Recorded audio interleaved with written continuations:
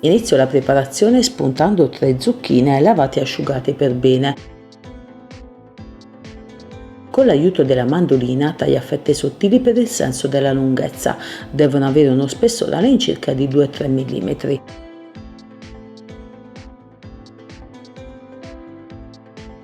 Trasferisco in una terrina capiente, condisco con sale e un giro di olivo.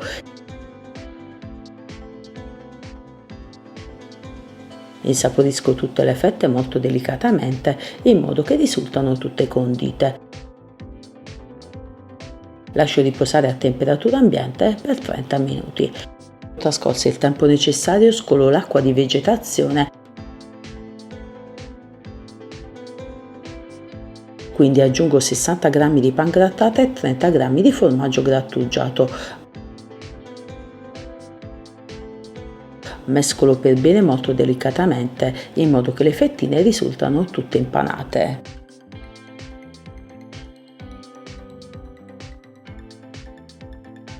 E ora preparo la crema di formaggio. In alternativa si può utilizzare tranquillamente anche la besciamella. In una terrina metto 200 g di robiola, aggiungo 100 ml di latte a temperatura ambiente, quindi amalgamo il tutto e ottengo una cremina molto fluida.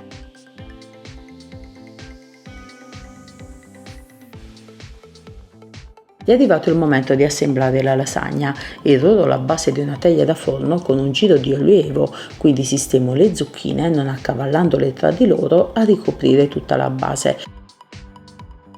Farcisco con fette di speck e formaggio in fette tipo scamorza.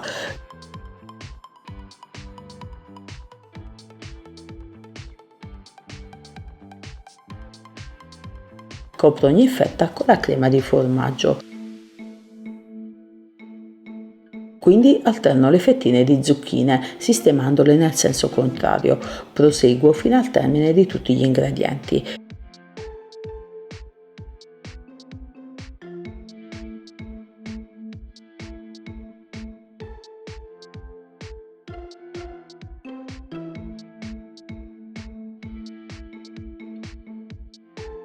Infine cospargo la superficie dell'ultimo strato con del formaggio grattugiato. Termino con un giro di olivo. Trasferisco il tutto in forno già caldo e statico e lascio cuocere a 200 gradi per circa 35-40 minuti. Sulla superficie si deve formare una deliziosa crosticina dorata.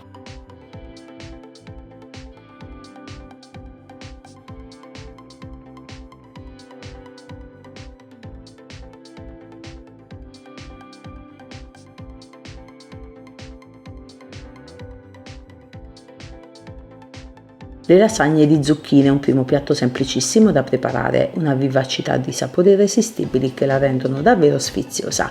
Con pochi ingredienti nasce una ricetta saporita, ottima anche per i piccini che spesso non amano e non gradiscono le verdure. Provate questa mia ricetta, miei carissimi amici, ne rimarrete entusiasti.